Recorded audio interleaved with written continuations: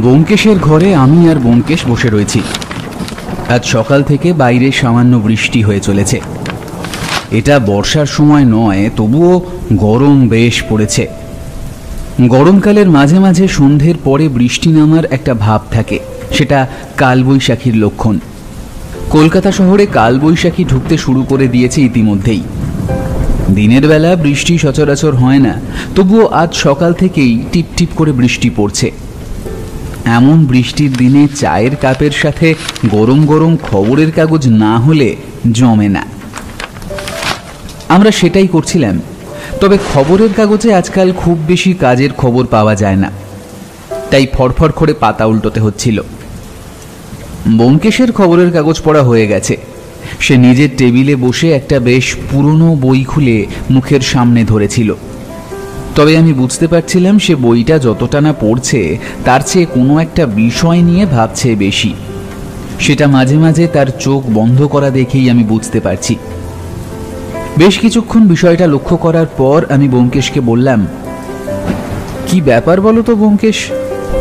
বই পড়ার মাঝে মাঝে তুমি কি ভাবছো বলো তো? আর এত মন দিয়ে কি করছো তুমি? ব্যোমকেশ আমার কথায় প্রথমে চোখ খুলল, তারপর বইটা টেবিলের উপর রেখে আমার দিকে ঘুরে বলল, বইতে বাইনোকুলার নিয়ে একটা আর্টিকেল পড়ছিলাম অজিত। আর আর্টিকেলটা পড়তে পড়তে অনেক বছর আগে আমার একটা কেসের কথা মনে পড়ে গেল। তখনও তোমার সাথে পরিচয় হয়নি, তখন আমি আমার পুরনো বাড়িতে কুটিরামের সাথে থাকতাম। সেখানে বাইনোকুলার নিয়ে একটা কেস সমাধান করতে হয়েছিল। আসলে কেসটা বাইনোকুলার নিয়ে নয়, তবে বাইনোকুলারটাই ছিল কেসের আসল। মোটামুটি বলতে পারো সেটার জন্যই কেসটা আমি হাতে পেয়েছিলাম। আমি বুঝতে পারলাম ব্যোমকেশের মাথায় অনেকদিন আগের কোনো একটা কেস ঘুরঘুর করছে। এখনই সে বলতে শুরু করবে, তাই আমি বললাম, এই একটু দাঁড়াও, বৌঠানকে ডেকে নিয়ে আসি আর চাটাও বলে দিই, তাহলে চা খেতে খেতে তোমার সেই কেসটা শোনা যাবে। কি বলো? তাহলে তাই হোক অজিত, তুমি চায়ের ফরমাইশ করে দাও। আমি ততক্ষণে জামাটা একটু বদলে আসি। জানলা থেকে বৃষ্টির ছাট এসে জামাটা একেবারে ভিজিয়ে দিয়েছে, দেখো। তোমায় তো আগেই বললাম জানলাটা বন্ধ করে দাও। কথাটা বলে আমি রান্নাঘরে চলে গেলাম বৌঠানকে চায়ের কথা বলতে, আর তার সাথে এটাও বলে এলাম ব্যোমকেশ আমাদের একটা গল্প বলবে, এক্ষুনি আমাদের ঘরে চলে আসতে।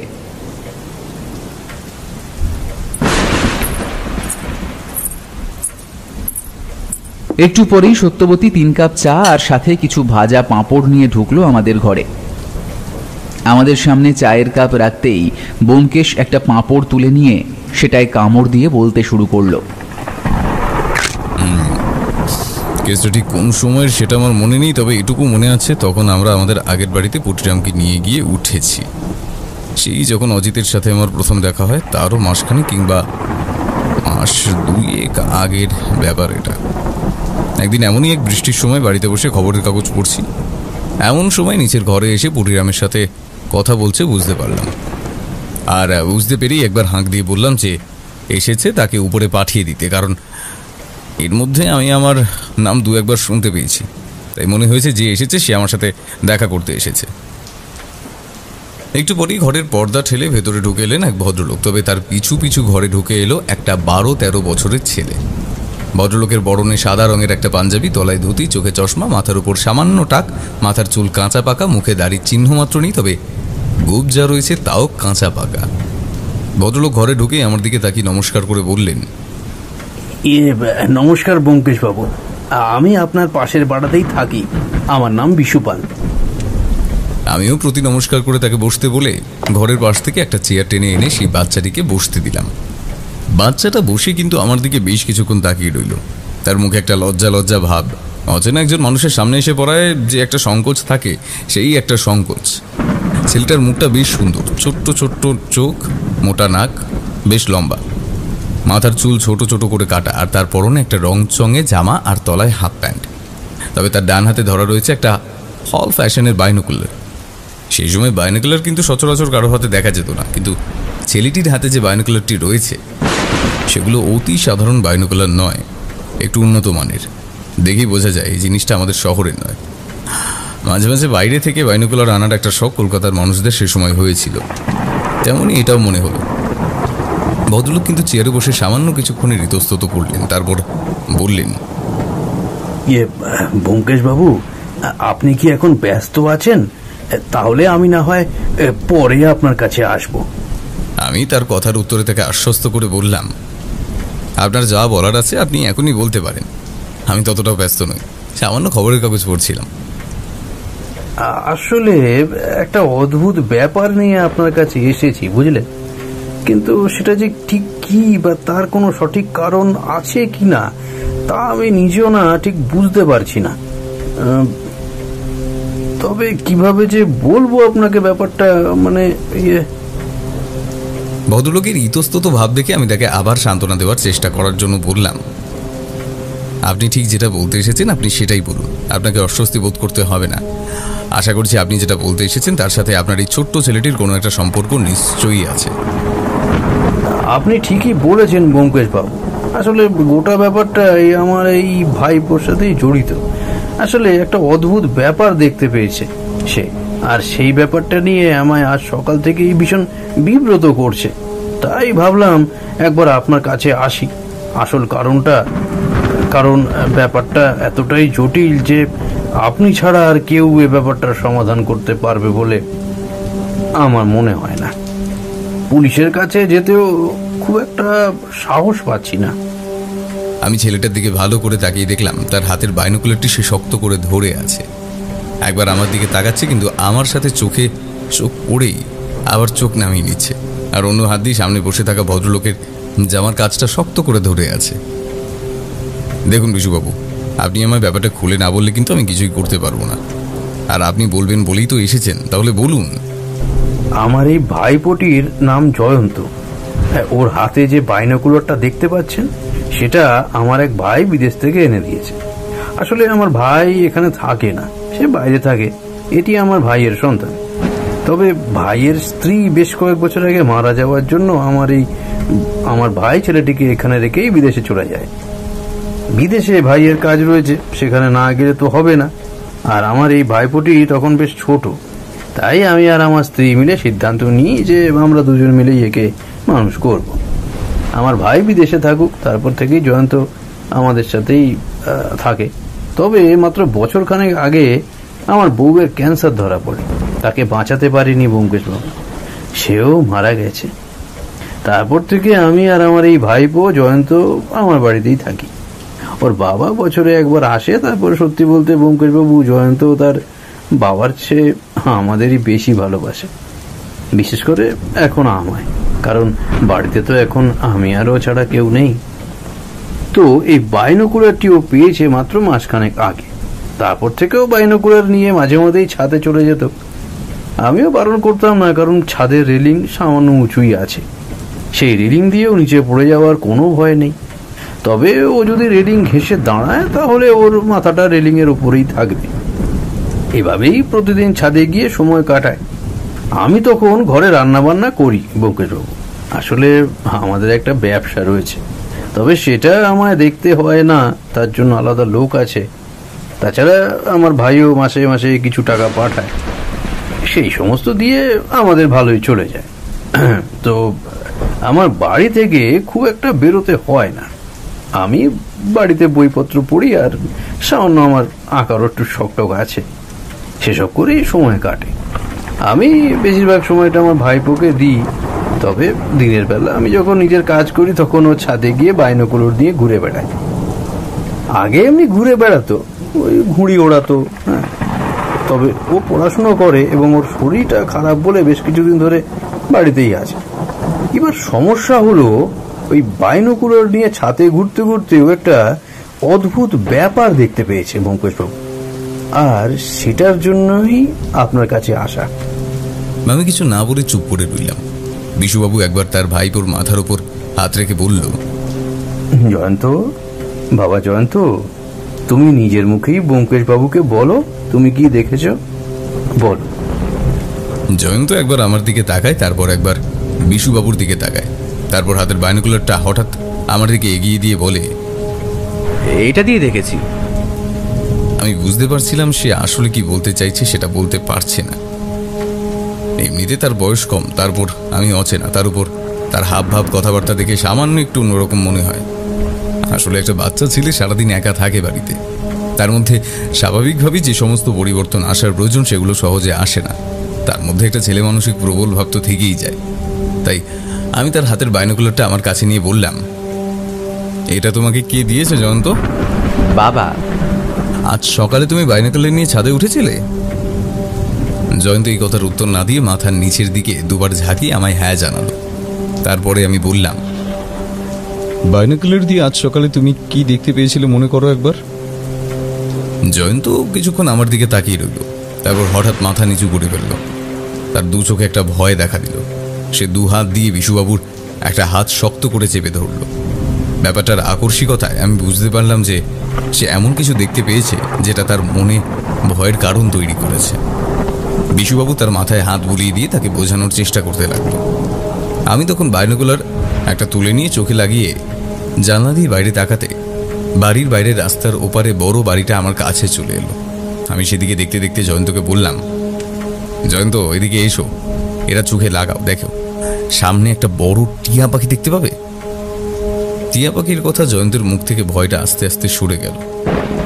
সে আমার কাছে এসে বাইনোকুলারটা নিয়ে চোখের আগেই এদিক ওদিক তাকাতে তাকাতে হঠাৎ টিয়া পাখিটা দেখতে পেয়ে আনন্দে চিৎকার করে বলে উঠল, সবুজ টিয়া পাখি, সবুজ টিয়া, সবুজ টিয়া। জয়ন্ত চোখে বাইনোকুলার লাগিয়ে জানলার আরো কাছে এগিয়ে এলো, কিন্তু জানলার নিচের পাল্লাটা বন্ধ থাকার জন্য সে কিছুই দেখতে পেল না। একটু পরে আমি এগিয়ে গিয়ে জানলার পাল্লাটা খুলে দিতেই জয়ন্ত বাইনোকুলারে চোখ লাগিয়ে টিয়া পাখি দেখতে লাগলো। আমি তার পাশে দাঁড়িয়ে তাকে প্রশ্ন করলাম, জয়ন্ত আজ সকালে তুমি ছাদে উঠে বাইনোকুলার চোখে লাগিয়েছিলে? জয়ন্ত বাইনোকুলার চোখে দিয়েই মাথা নাড়িয়ে হ্যাঁ বলল। আমি আবার বললাম, জয়ন্ত সকালে ছাদে উঠে বাইনোকুলার চোখে লাগিয়ে তুমি কি কিছু দেখতে পেয়েছিলে? জয়ন্ত আরও একবার মাথা নাড়ালো। সে বাইনোকুলারে চোখ লাগিয়ে টিয়া পাখিটাকে ভালো করে দেখে চলেছে। এবার আমি মোক্ষম প্রশ্নটা করলাম, কি দেখতে পেয়েছিল জয়ন্ত? আচ্ছা, ভয় পাওয়ার দরকার নেই, আমি আছি তো তোমার কাছে, আর ওই টিয়া পাখিটার দিকে তাকিয়েই তুমি উত্তর দাও। জয়ন্ত বেশ কিছুক্ষণ চুপ করে রইল। বাইনোকুলারে চোখ লাগিয়ে এরপর সে আস্তে আস্তে বলল, সকালে ছাদে উঠে এটা চোখে লাগিয়ে চারপাশটা দেখছিলাম, প্রতিদিন যেমন দেখি। আমাদের বাড়ির পাশের গাছে দেখি পাখি দেখা যায়, দেখতে দেখতে বাড়ির জানলায় চলে যায়, আর তখনই।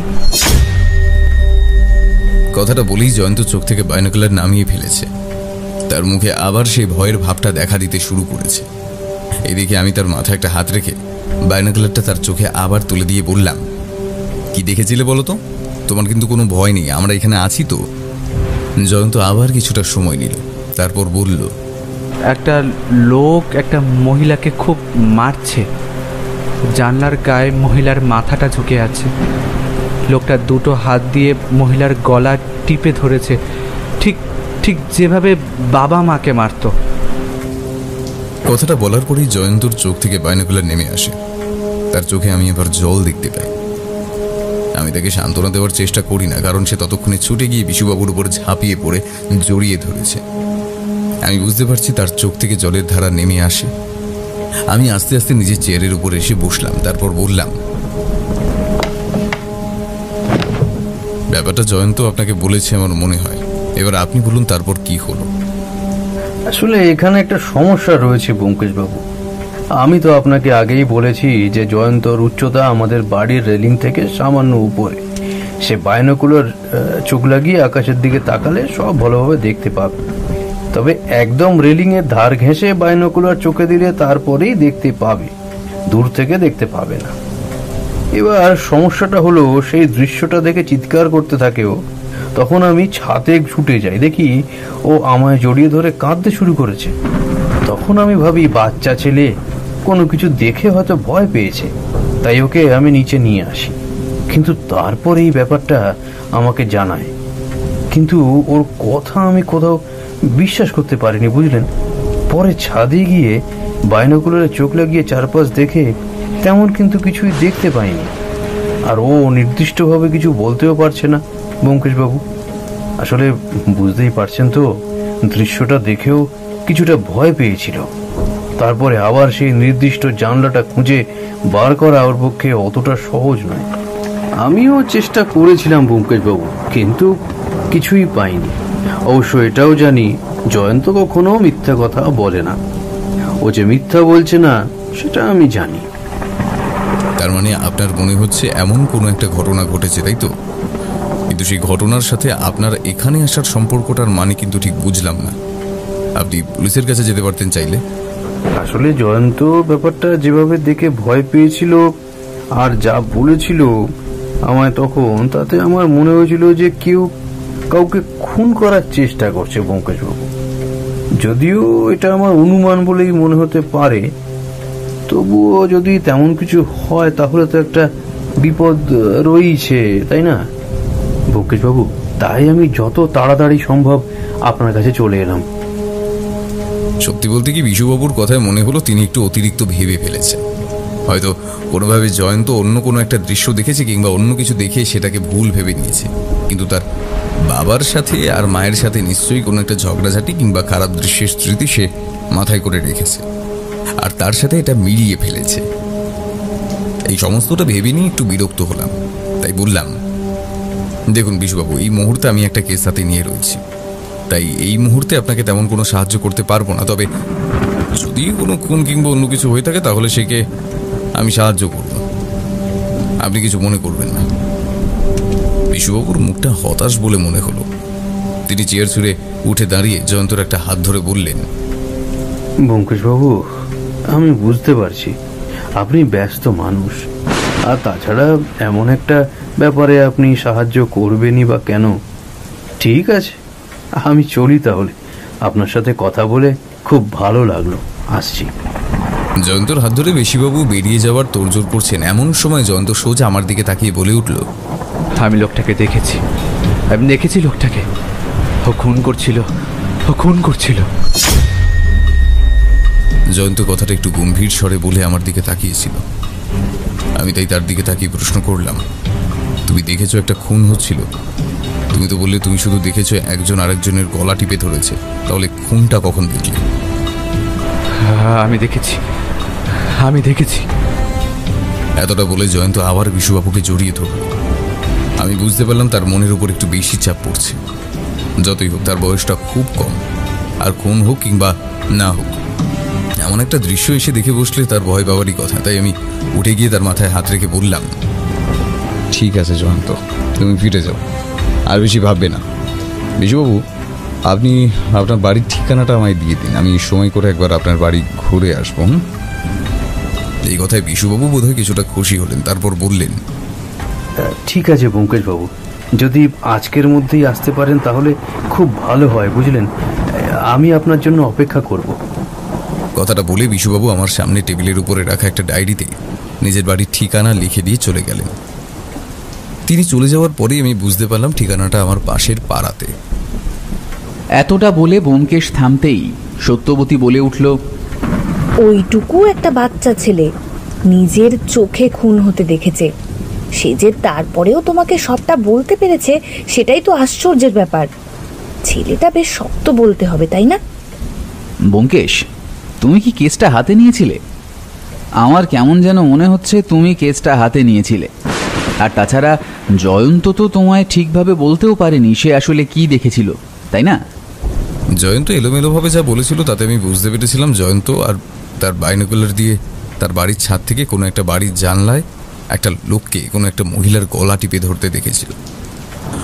আর আমার এটাও মনে হলো জয়ন্তর বাবা মায়ের সম্পর্কটা খুব একটা ভালো ছিল না, তাদের মধ্যে প্রায় ঝগড়াঝাড়ি কিংবা মারধর পর্যন্ত করতো। তাই তার একটা প্রভাব যেন তার মাথার মধ্যে পড়েছিল, আর তাই দৃশ্যটা দেখে সে এতটা বেশি ভয় পেয়েছিল। কিন্তু এরপরে যেটা হয়েছিল সেটা আমি ভাবিনি।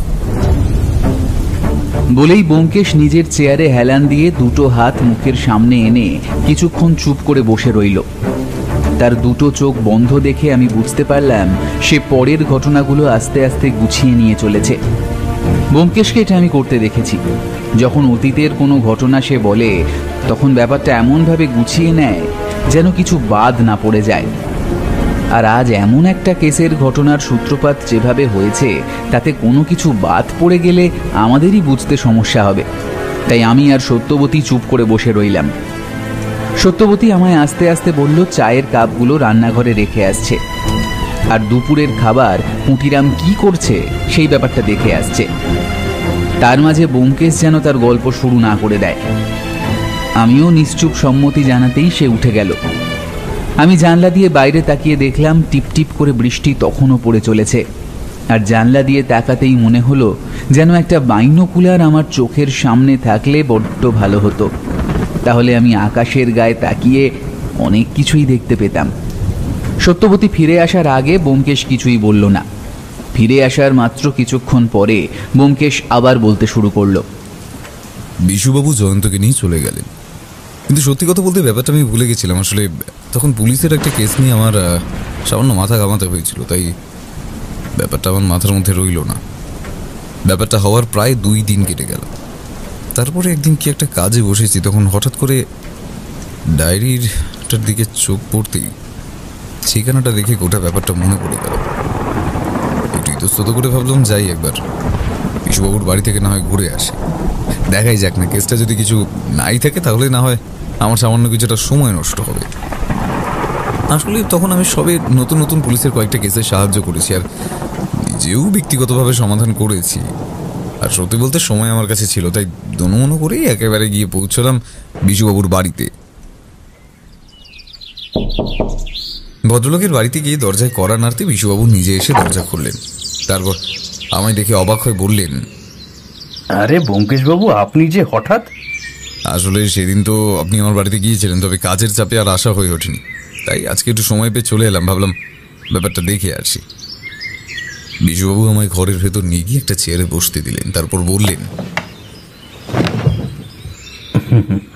আমি ভেবেছিলাম আপনি ব্যাপারটা ফালতু ভেবেছেন, আর মাথা ঘামানোর নেই। সত্যি কথা বলতে কি, এখন আমারও মনে হচ্ছে ব্যাপারটা হয়তো কিছু নয়। বাইনোকুলারে জয়ন্ত হয়তো কোনোভাবে কারুর বাড়ির কোনো ঝগড়াঝাঁটি কিংবা ঝামেলার দৃশ্য দেখেই এমনটা করেছে। তা আপনার ভাইপোটি গেল কোথায়? আপনার বাড়ি থেকে ফিরে আসার সেদিন রাত থেকেই সামান্য জ্বর মতো হয়েছে ওর, বুঝলেন ব্যোমকেশবাবু। আমি ওষুধ দিয়েছি, তবে এখনো ঘুম হচ্ছে। আসুন একবার আপনি নিজেই দেখে যান। বিশুবাবুর সাথে একটা ঘরে গিয়ে ঢুকলাম। আসলে বাড়িটা দোতলা।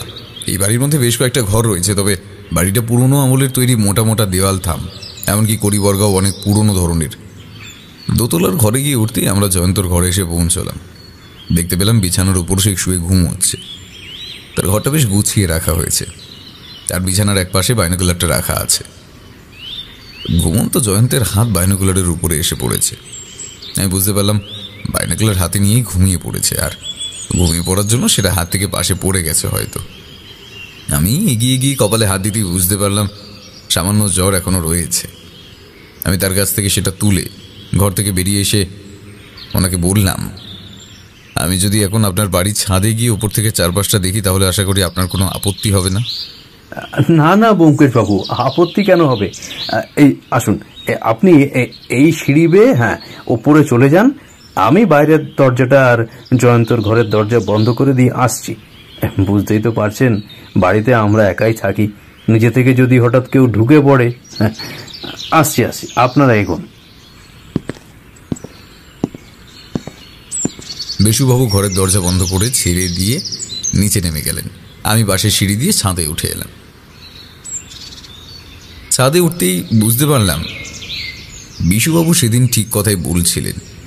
তার রেলিংয়ের উচ্চতা জয়ন্ত প্রায় বুক পর্যন্ত হবে। তাছাড়া বাড়ির চারপাশটায় বেশ বড় সড়ো একটা নারকেল গাছ, এমনকি অন্য গাছপালা রয়েছে। এদিককার বাড়িগুলো প্রায় দোতলা। এখান থেকে জয়ন্ত যে সেদিন কোনো বাড়ির জানালাটা দেখেছিল সেটা বোঝা কিন্তু বেশ মুশকিল। আমি ছাদের উপর এদিক ওদিক ঘুরে বেড়াচ্ছি, এমন সময় নিচ থেকে বিশুবাবু উপরে উঠে এলেন। আর তার সাথে দেখতে পেলাম তার সাথে উঠে এসেছে ঘুম ঘুম চোখে জড়ানো জয়ন্ত। আমায় দেখেই বিশুবাবু বললেন, আর বলবেন না, আমি বাইরের দরজা বন্ধ করে ওর ঘরে গিয়ে মাথার কাছে বালিশটা ঠিক করতে গেছি, দেখি উঠে পড়েছে। তা আপনি এসেছেন, আমি সেটা বলতেই বললো ছাদে আসবে। আর কি করা বলুন, জ্বরটা এখন একটু কমে এসেছে, তাই আর আপত্তি করলাম না। না না ঠিক আছে। আর ও না এলে আমি তো বুঝতে পারতাম না ঠিক কোন বাড়ির জানলা কিংবা কোথায় ব্যাপারটা দেখেছিল। জয়ন্ত আমার দিকে আস্তে আস্তে এগিয়ে এলো। তার দুটো চোখ সামান্য লাল হয়ে আছে। জ্বর এখনো পুরোপুরি ছেড়ে যায়নি। আমার কাছে এসে আমার দিকে হাত বাড়িয়ে বাইনোকুলারটা চাইল। আমি সামান্য হেসে তার হাতে বাইনোকুলারটা দিতেই বাইনোকুলারের চোখ লাগিয়ে রেলিংয়ের সামনে গিয়ে দাঁড়ালো। আমি বুঝতে পারছিলাম যে কিছু একটা সে খুঁজে চলেছে। বেশ কিছুক্ষণ এভাবে খোঁজার জন্য আমি আর বিশুবাবু ওর মুখ চাওয়াচাওয়ি করে চুপ করে দাঁড়িয়ে দেখতে লাগলাম। জয়ন্ত কিন্তু ছাদের চারপাশে ঘোরাঘুরি করছে না, একটা নির্দিষ্ট জায়গায় দাঁড়িয়ে দেখে চলেছে। মানে তার মনে আছে সে এখানে দাঁড়িয়ে সেদিনের ঘটনাটা দেখতে পেয়েছিল। আমরা অপেক্ষা করতে লাগলাম। সত্যি বলতে আমি কেমন যেন অধীর আগ্রহে অপেক্ষা করছিলাম আর সেই জানলাটা খুঁজে পাওয়ার জন্য। একটু পরেই দেখতে পেলাম অনেকগুলো দোতলা বাড়ি এদিকে ওদিকে ছড়িয়ে ছিটিয়ে রয়েছে। আসলে বাড়িটা পুরনো হওয়ায় দোতলার ছাদ সামান্য উঁচু, আর সেই কারণেই বোধহয় বাকি বাড়িগুলো দোতলা হলেও তাদের মোটামুটিভাবে দেখা যায়। আমি জয়ন্তর পাশে গিয়ে দাঁড়িয়ে আস্তে আস্তে মাথা নিচু করে প্রশ্ন করলাম, খুঁজে পেয়েছো? এখন জানলাটা বন্ধ আছে, তুমি বাইনোকুলারটা নাও, তাহলেই দেখতে পাবে। আমি তার হাত থেকে বাইনোকুলার নিলাম, চোখে লাগালাম, কিন্তু এভাবে বোঝা সম্ভব নয়। বাইনোকুলারটা একটা বেশ উন্নত, তাই অনেক দূরের জিনিসটাও সামনে চলে আসে, কিন্তু সে ঠিক কোন জানলাটার কথা বলছে তা বুঝতে পারলাম না। আমি চোখ ঘোরাতেই আমার চোখে 3টে বাড়ির বন্ধ জানলা পড়ল। আমি তাই প্রশ্ন করলাম, একতলার ঘর না দোতলার ঘর জয়ন্ত? জয়ন্তের দিকে আমি তাকাইনি। আমি বাইনোকুলারে চোখ রেখেছিলাম। জয়ন্ত একটু সময় নিয়ে বলল, দোতলার ঘর দেখো, বাড়িটার ছাদের উপর একটা লাল রঙের ঘড়ি আটকে রয়েছে। এবার গোটা ব্যাপারটা আমার কাছে সামান্য পরিষ্কার হয়ে এলো। জয়ন্ত হয়তো বাইনোকুলারে চোখ লাগিয়ে ঘুরিয়ে দেখছিল। আকাশে দেখতে দেখতে লাল ঘড়িটা কোনোভাবে তার চোখে পড়েছে, আর সেটা দেখতে গিয়েই ঘটনাটা তার চোখে পড়েছে। আমি একটু এদিক ওদিক তাকাতেই বাড়িটা এবার আমার চোখে পড়ল। লাল রঙের ঘড়ি বাড়িটার উপরে একটা তারে আটকে রয়েছে। বোধহয় জামা কাপড় মেলার জন্য যে তার ব্যবহার করা হয়নি, তেমনি তার এবার জানলাটাও আমার চোখে পড়ল। জানলাটা এখন বন্ধ রয়েছে। সে বাড়িটাও একটু পুরনো ধরনের। বাইনোকুলারে স্পষ্টভাবে বাড়িটার দেওয়াল দেখা গেল। দেয়ালে সাদা রং করা হয়েছিল কোনো এক সময়, এখন সেই রংটা আকাশি হয়ে গেছে। এখানে ওখানে শ্যাওলা জমেছে, কালো হয়ে এসেছে। সেই জানলাটা ভালো করে দেখলাম এবং তার আশেপাশের কয়েকটা জায়গা ভালো করে দেখে নিলাম, যাতে সেখানে গিয়ে পৌঁছলে আমার চিনতে সুবিধা হয়। তারপর বাইনোকুলার থেকে চোখ নামিয়ে জয়ন্তর দিকে তাকিয়ে বললাম, ধন্যবাদ জয়ন্ত, যদি কিছু হয়ে থাকে তাহলে সে ব্যাপারটা আমি খুঁজবো। বলে বাইনোকুলারটা তার হাতে দিয়ে তার মাথার চুল সামান্য ঘেটে দিয়ে বিশুবাবুর কাছে এসে বললাম, আপনি চিন্তা করবেন না, পুলিশে আমার একজন চেনার লোক রয়েছে, আমি তাকে দিয়ে ব্যাপারটা খোঁজ করছি। যদি তেমন কিছু হয় তাহলে আপনাকে জানাবো। সত্যি বলছি বিশুবাবু, ব্যাপারটা প্রথমে আমার তেমন কিছু মনে হয়নি, কিন্তু এখন কেমন যেন মনে হচ্ছে আসলেই কিছু একটা ঘটেছে। ব্যোমকেশ কথা শেষ করতেই আমি আর সত্যবতী দুজনেই ব্যোমকেশের দিকে তাকিয়ে রইলাম। ব্যোমকেশ কথার প্রসঙ্গ বদলে নিয়ে বলল, বারবার দেখেছি কোনো কেস হাতে দেওয়ার পরে সেই ব্যাপারে আমার অনুমান বেশিরভাগ ক্ষেত্রেই মিলে যায়।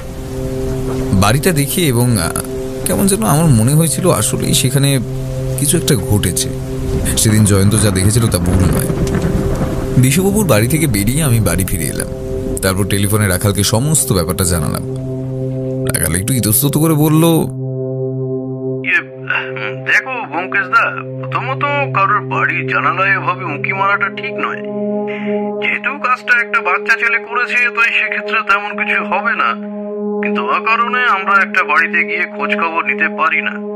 আর তাছাড়া ব্যাপারটা এমন হতে পারে কোনো ঝামেলা কিংবা ঝগড়ার সময় এমনটা ঘটেছে, তারপর ব্যাপারটা মিটে গেছে। সেক্ষেত্রে পুলিশ কিছুই করতে পারে না যদি না কোনো অপরাধ প্রমাণ হয়ে থাকে। আমি তোমায় এক্ষুনি কোনো অ্যাকশন নিতে বলছি না রাখাল, আমি শুধু বলছি তুমি ব্যাপারটা একটু খোঁজ নাও। আমি নিজেও খোঁজ নিচ্ছি সেই বাড়িতে ভদ্রলোক আর ভদ্রমহিলা দুজনেই স্বাভাবিক আছেন কিনা, সেই ব্যাপারটা আমি জানতে চাইছি। আর যদি তেমন কিছু মনে হয় তখন না হয় সে বাড়িতে যাওয়া যাবে। ঠিক আছে, তুমি যখন বলছো তাহলে আমি চেষ্টা করছি। তবে পুলিশ যদি সরাসরি গিয়ে খোঁজ খবর করে তাহলে কোনো অপরাধ হয়ে থাকলেও সেটা চাপা দেওয়ার চেষ্টা করা হবে। তার চেয়ে বরং তুমি নিজে একবার খোঁজ খবর করে দেখো, তারপর প্রয়োজন হলে আমায় জানিও। তোমাদের আগেই বলেছি সেই সময় রাখালের সাথে আমার কাজের শত্রু ছাড়াও একটা প্রায় বন্ধুত্বের মতো সম্পর্ক ছিল। সে যেমন আমায় আমার কিছু সাহায্য করতো, তেমনি আমিও পুলিশের হয়ে তার কাছে সাহায্য করতাম। তাই তার কথাটা আমার মনে ধরলো। আমি খোঁজ খবর নেওয়া শুরু করলাম। এখানে সমস্যা হয়ে দাঁড়ালো খোঁজ খবর কি করে নিব। সরাসরি সেই বাড়িতে গিয়ে তো আর বলতে পারি না আপনার বাড়ি থেকে সবকিছু ঠিক আছে কিনা, আপনাদের মধ্যে কি কোনো ঝগড়াঝাটি কিংবা ঝামেলা হয়েছে। আর তাছাড়া আপনার স্ত্রীকে আমি একবার দেখতে চাই, এমনটা হওয়া সম্ভব নয়। তাই আমি অনেক ভেবে চিন্তে অন্য একটা রাস্তা ধরলাম। আমি প্রথমে একদিন সে বাড়ির কাছে গিয়ে বাড়িটা ভালো করে চিনে রাখলাম। তারপর তার আশেপাশের কয়েকটা বাড়িতে খোঁজ খবর নিলাম। খোঁজ খবর নিতেই কিন্তু জানা গেল সে বাড়িতে ওই ভদ্রলোক আর ভদ্রমহিলা ছাড়া আর কেউ থাকে না। ভদ্রলোকের নাম অবিনাশ রায় আর ভদ্রমহিলার নাম পার্বতী রায়।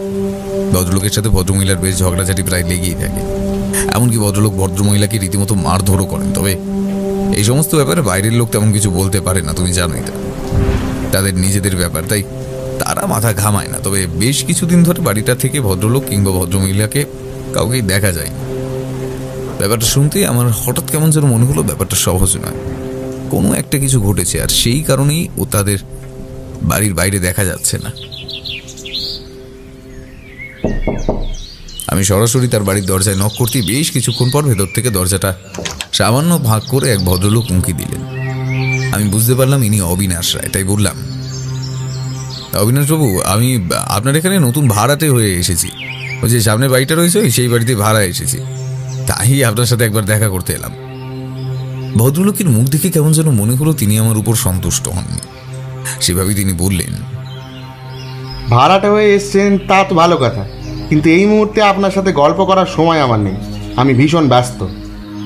কথাটা বলেই তিনি দরজাটা বন্ধ করে দিতে চাইলেন। তার আগে আমি বললাম, আপনার স্ত্রীকে দেখছি না তো, আপনার স্ত্রী কি বাড়িতে নেই?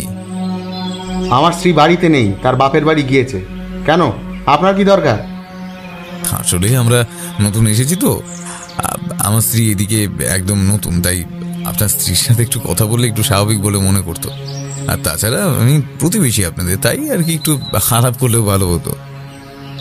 সত্যি বলতে সেই মুহূর্তে তাকে আর কি বলবো তা আমি বুঝতে পারছিলাম না।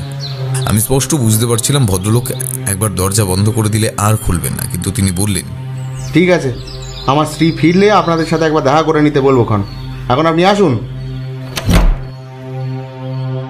ভদ্রলোক দরজা বন্ধ করে দিয়ে চলে গেলেন, কিন্তু স্পষ্ট দেখতে পেয়েছিলাম স্ত্রীর কথা বলাতে তার মুখের ভাব সামান্য পরিবর্তন হয়ে গিয়েছিল।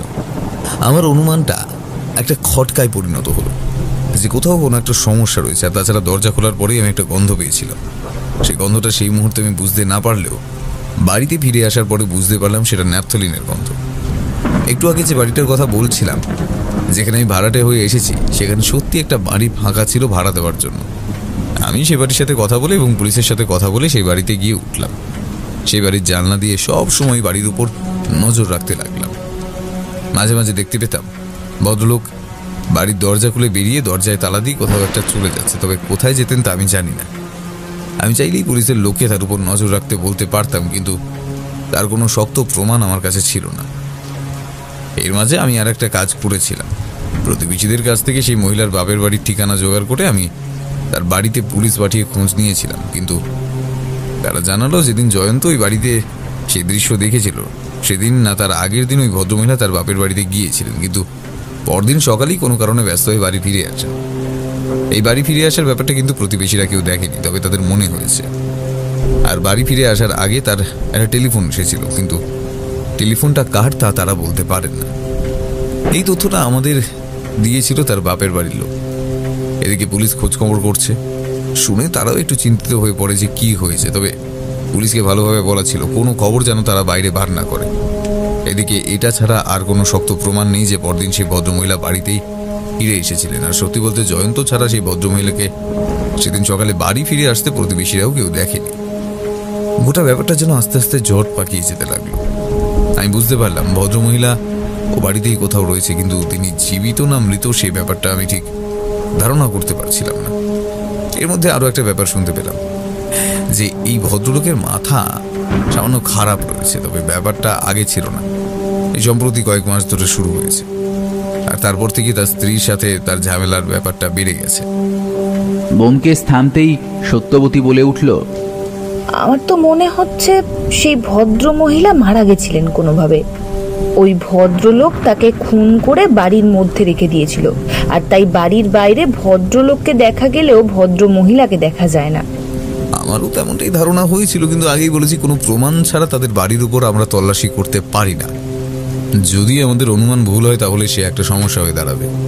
তবে আমার অনুমানের কয়েকটা কারণ ছিল, তাই আমি রাখালকে বলে আমি যে ঘরে ছিলাম সেই ঘরে 2জন পুলিশ কনস্টেবলের ব্যবস্থা করেছিলাম। সাথে সাথেই অন্য একটা ব্যাপার ঘটেছিল। সে ভদ্রলোকের দিনের বেলায় বাড়ি থেকে বেরোনো একদম বন্ধ হয়ে গেছিল। আমি কোনো রকমে রাখালের সাথে যোগাযোগ করে সেদিন রাতেই রাখালকে ওই বাড়িতে আসতে বলে দিয়েছিলাম। তারপর সন্ধ্যের পর থেকে আমরা দুজনে মিলে নজর রাখতে শুরু করব। সেদিন সন্ধ্যে থেকে নজর রাখতে শুরু করলাম। আমার ষষ্ঠ ইন্দ্রিয় কেমন যেন আমায় জানান দিয়েছিল আজ রাতে কিছু একটা ঘটবে, তাই রাখালের আপত্তি সত্ত্বেও তাকে নিয়ে আমি সেখানে অপেক্ষা করছিলাম। তবে অপেক্ষা করেই চলেছি, কোনো কিছুই হচ্ছে না। সামনের বাড়ির ভদ্রলোক মানে অবিনাশ রায়ের বাড়ির দরজা খুলছে না। একসময় রাখাল বলল, ব্যোমকেশ দা, আমার মনে হয় তুমি সেই বাচ্চা ছেলেটার কথার উপর ভিত্তি করে বড্ড ভুল করেছ। তেমন কোনো ব্যাপার হয়তো নেই। আমার মনে হয় ভদ্রমহিলা অন্য কোথাও গেছেন কিংবা বাড়িতেই আছেন, কোনো কারণে তিনি বাইরে আসছেন না, এমনটা তো হতেই পারে। আমি খোঁজ নিয়ে দেখেছি রাখাল ভদ্রমহিলা বাড়ির বাইরে আসতেন অন্তত বিকেলের দিকে। বাড়ির বাইরে এসে প্রতিবেশী মহিলাদের সঙ্গে কথাবার্তা বলতেন, কিন্তু এই কদিন ধরে সেই ব্যাপারটাও হচ্ছে না। আমি কথা বলছি এমন সময় অবিনাশের ঘরের দরজা খুলতে দেখা গেল। অল্প অন্ধকারী রাস্তার সামনে লাইট পোস্ট নেই, আছে একটু দূরে, তাই এই জায়গাটা সামান্য অন্ধকার হয়ে থাকে। এখান থেকে সামান্য পেছনের দিকে গেলে একটা বড় পুকুর, আর সে পুকুরের পাড়ে খানিকটা ফাঁকা জায়গা মতো রয়েছে। আমরা জানলা থেকে একটু পাশে সরে আসতে দেখতে পেলাম অবিনাশ রায় বাড়ির বাইরে এসে দাঁড়ালেন। তারপর একটু দেখে নিয়ে আবার দরজার ভেতরে ঢুকে একটা বড় বস্তা কোনো রকমে বার করে নিয়ে এলেন। তারপর দরজা বন্ধ করে নিয়ে হাঁটতে হাঁটতে সেই কুকুরের দিকে চলে গেলেন। আমরা তাড়াতাড়ি নিচে নেমে সেই কনস্টেবল 2জনকে নিয়ে একটু দূরত্ব রেখে অবিনাশবাবুকে অনুসরণ করতে শুরু করলাম। আমার মনের অনুমানটা এবার বিশ্বাসে পরিণত হলো। আমি বুঝতে পারলাম ওই বস্তার মধ্যে রয়েছে পার্বতী রায়ের মৃতদেহ। একটু কটু গন্ধ আমরা একটু আগেই পেয়েছিলাম, কারণ হাওয়া দিচ্ছিল, আর সেই হাওয়ায় গন্ধটা ছড়িয়ে পড়ছিল। কিন্তু তার সাথে আসছিল ন্যাপথলিনের গন্ধ। এবার বুঝতে পারলাম তিনি মৃতদেহের চারপাশে ন্যাপথলিন দিয়ে রেখেছিলেন। আর তার সাথে সাথেই মনে পড়ল সেদিন অবিনাশ রায়ের ঘরের দরজা খুলে যখন তার সাথে কথা বলছিলাম তখন কড়া একটা ন্যাপথলিনের গন্ধ পেয়েছিলাম। এতটা বলে ব্যোমকেশ থামতে আমি বলে উঠলাম, তারপর কি হলো? তোমরা ধরতে পারলে তাকে? বেশ খানিকটা অনুসরণ করার পরে বুঝতে পারলাম অবিনাশ রায়ের মৃতদেহটা নিয়ে পুকুরের পাড়ে সেই ফাঁকা জায়গার দিকে চলেছেন। আর তারপর এক সময় বস্তাটা নিয়ে গিয়ে পুকুরের কাছে একটা বড় পাথর খুঁজে বার করে সেই পাথরটা পাশে এনে রাখলেন। এদিকে মানুষের চলাচল কম, তাই এত রাতে তাকে আর কেউ লক্ষ্য করল না। ভদ্রলোক তখন বস্তার ভেতর থেকে একটা পচা গলা মৃতদেহ বার করলেন। তারপর মৃতদেহটার পায়ের সাথে সেই বড় পাথরটা বেঁধে দিল। তারপরে মৃতদেহটা পুকুরের জলে ফেলে দিতে যাবেন এমন সময় রাখাল বন্দুক বার করে গর্জে উঠল, একদম ওই কাজটা করবেন না। মৃতদেহ জলে ফেললে আপনার খলি কিন্তু গুলি করে ফুটো করে দেব। অবিনাশ বাবু, হাত তুলুন, তুলুন, হাত তুলুন। অবিনাশবাবু আমাদের লক্ষ্য করেননি, তাই এই ব্যাপারটা তিনি অবাক হয়ে গেলেন। কিন্তু কয়েক মুহূর্তের মধ্যে ব্যাপারটা সামনে নিয়ে তিনি পালানোর চেষ্টা করতে রাখালের বন্দুক গর্জে উঠল। একটা আর্ত চিৎকারের সাথে অবিনাশবাবু মাটির উপর ধূপ করে পড়ে গেলেন। রাখাল তার পা লক্ষ্য করে গুলি চালিয়েছে। তারপর আমরা আরো একটু এগিয়ে যেতে আমাদের নাকে এসে লাগলো সেই পচা গন্ধটা। সত্যবতী একটু অবাক হয়ে বলল, কি বিভৎস ব্যাপার! খুন করে তারপর মৃতদেহ কয়েকদিন ঘরের মধ্যে রেখে দিয়েছিলেন। বাবা, ভদ্রলোক তো বেশ ভয়ানক। পুলিশি জেরাতে ভদ্রলোক সবই স্বীকার করেছিলেন। তিনি সেদিন অনেক সকালে টেলিফোন করে পার্বতী দেবীকে বাড়িতে ডেকেছিলেন, আর তিনি এমন কিছু বলেছিলেন যাতে পার্বতী দেবী কাউকে কিছু না বলেই বেরিয়ে এসেছিলেন। তিনি এই ব্যাপারটাই চেয়েছিলেন যাতে তার এখানে আসার কথা কেউ জানতে না পারে। সেই ফাঁকে তিনি খুনটা করে ফেলতে পারেন, কিন্তু মৃতদেহ লুকোতে গিয়েই সমস্যায় পড়েন।